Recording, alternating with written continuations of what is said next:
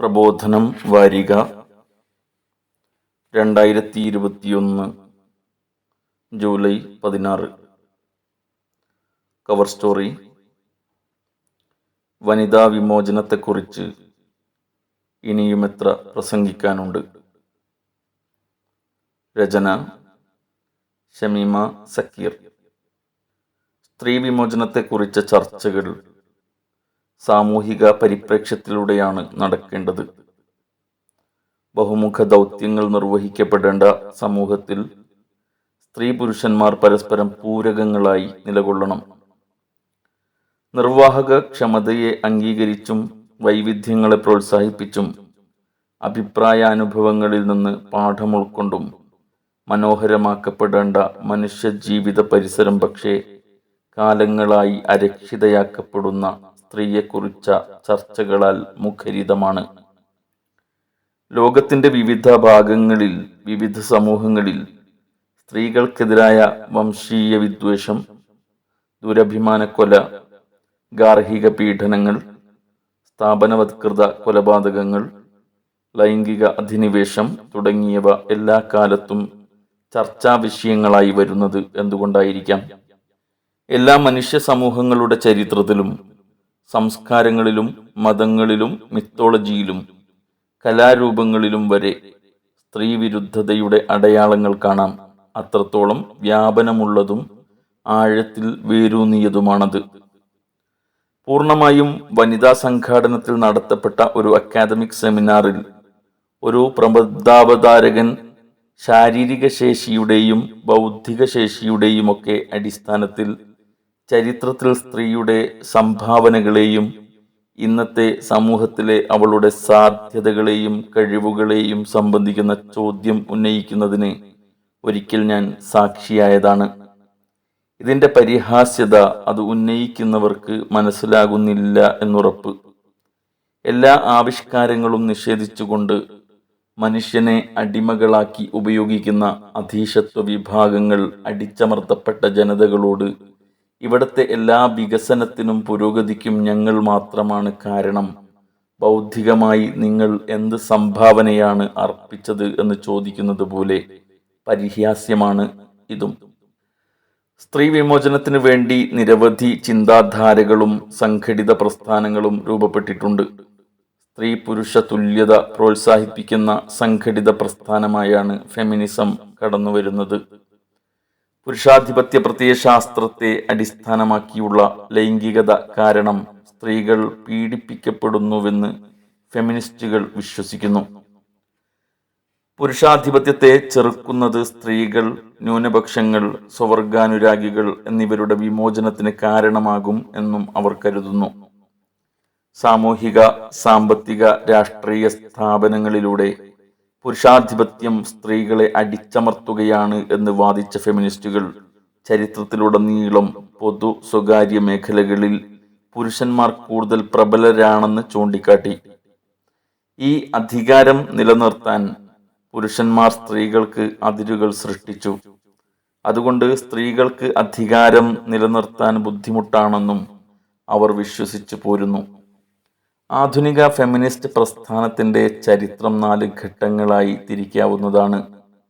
19ഉം 20ഉം നൂറ്റാണ്ടുകളിൽ സ്ത്രീകളുടെ വോട്ടവകാശ പ്രസ്ഥാനങ്ങൾക്കായിരുന്നു പ്രാമുഖ്യം.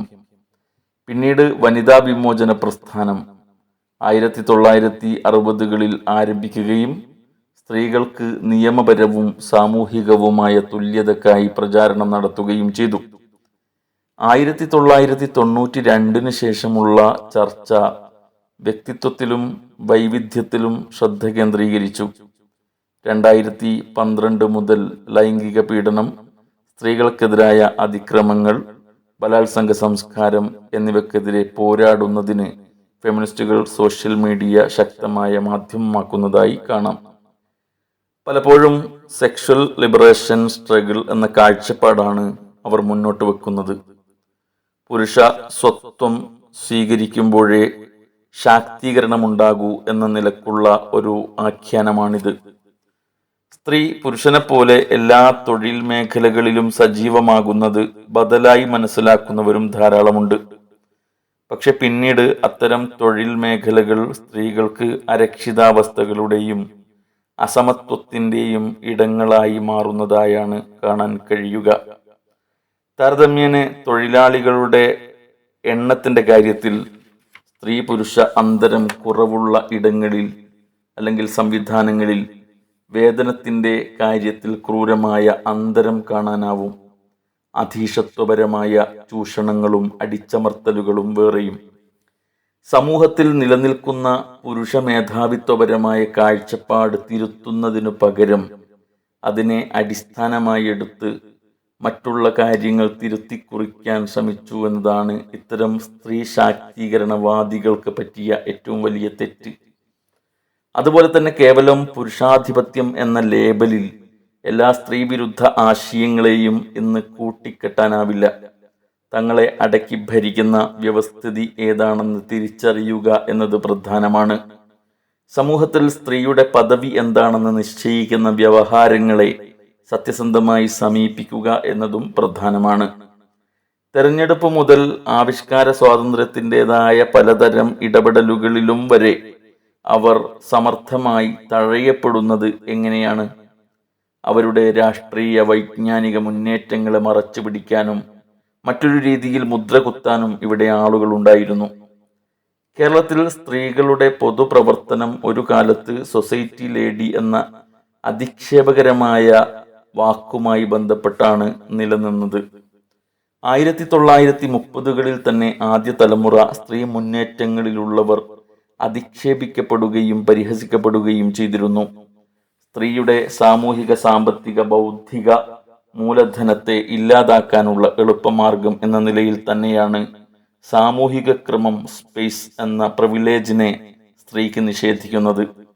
നന്നേ ചുരുങ്ങിയത് സാമൂഹിക സാംസ്കാരിക രംഗങ്ങളിലുള്ള സ്ത്രീകൾ അവരുടെ ആപേക്ഷികമായ പ്രിവിലേജുകളിൽ നിന്നുകൊണ്ട് വീടിനകത്ത് വായനക്കും എഴുത്തിനും അവരുടേതായ ഇടമുണ്ടാക്കാൻ ശ്രമിക്കുമ്പോൾ പോലും ആ ഇടങ്ങളൊന്നും അവരുടേത് മാത്രമാവുന്നില്ല എന്നതാണ് യാഥാർത്ഥ്യം.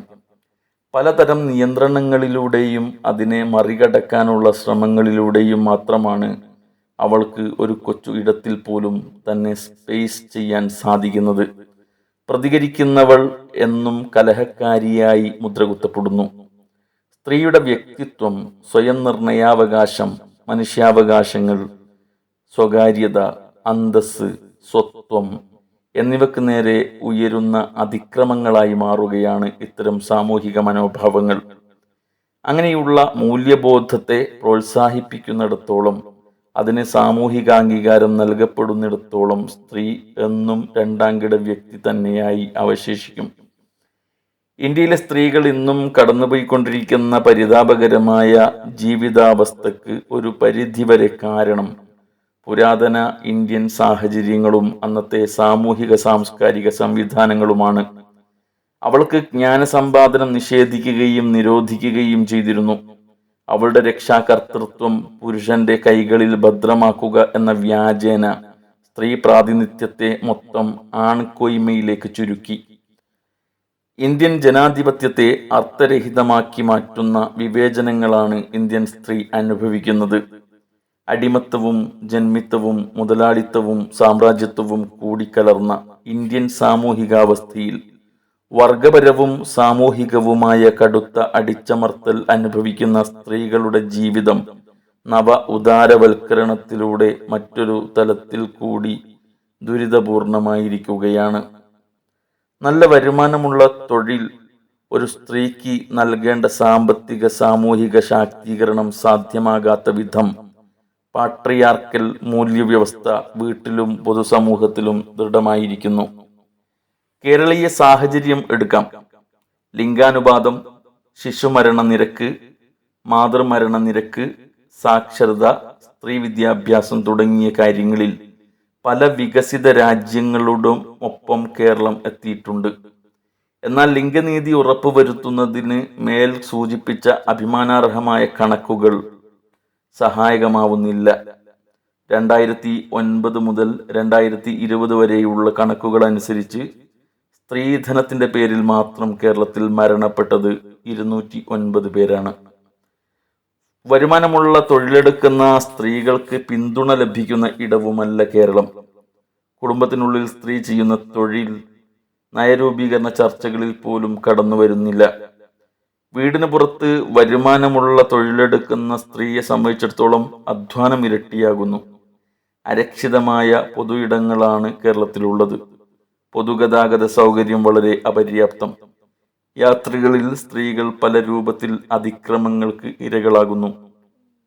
കൂടാതെ പൊതു ടോയ്ലറ്റുകളുടെയും ഷോർട്ട് സ്റ്റേ ഹോമുകളുടെയും സുരക്ഷിതമായ വിശ്രമമുറികളുടെയും അഭാവം സ്ത്രീകളുടെ യാത്രകൾ ദുഷ്കരമാക്കുന്നു.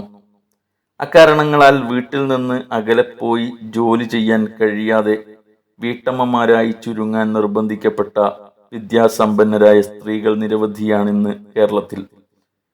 പൊതുസമൂഹത്തിൽ പ്രബലമായിരിക്കുന്ന സ്ത്രീ വിരുദ്ധാശയങ്ങൾ തന്നെയാണ് ഇവിടെ സ്ത്രീ സമൂഹവും ആന്തരികവൽക്കരിക്കുന്നത്.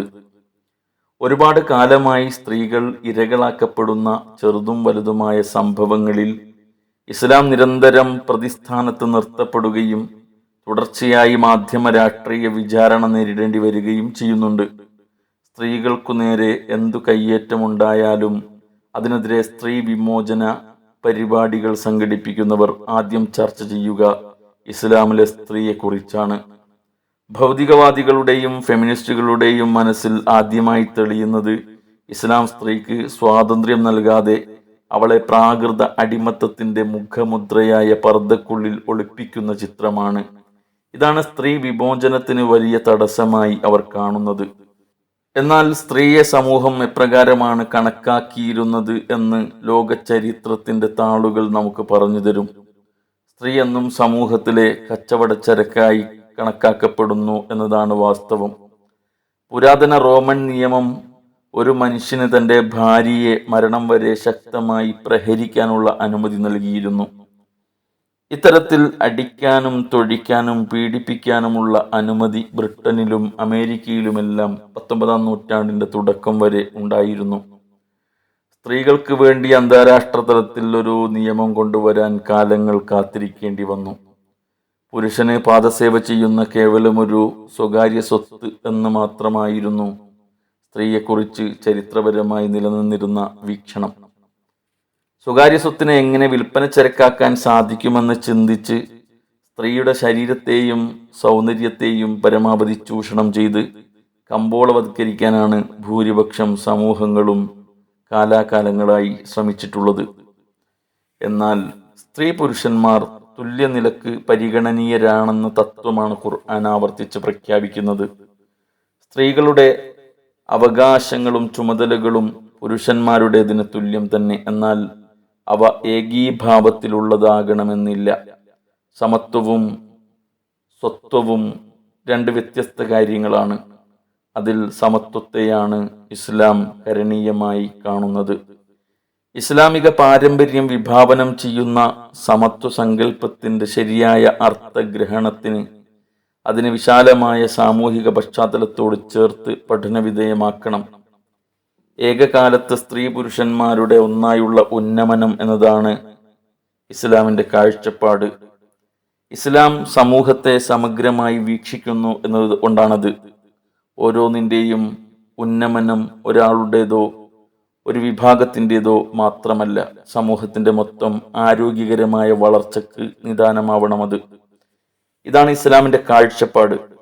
സ്ത്രീക്കും പുരുഷനും സ്വന്തം സ്വത്വത്തെ പ്രതിഷ്ഠിക്കാനും സാമൂഹിക ഭദ്രത ഉണ്ടാക്കിയെടുക്കാനും ഉതകുന്ന ഇസ്ലാമിക ദർശനത്തിന്റെ കൃത്യമായ പ്രയോഗവത്കരണം കൊണ്ടേ സ്ത്രീകളുടെ യഥാർത്ഥ ആത്മാഭിമാനം വീണ്ടെടുക്കാനാകൂ.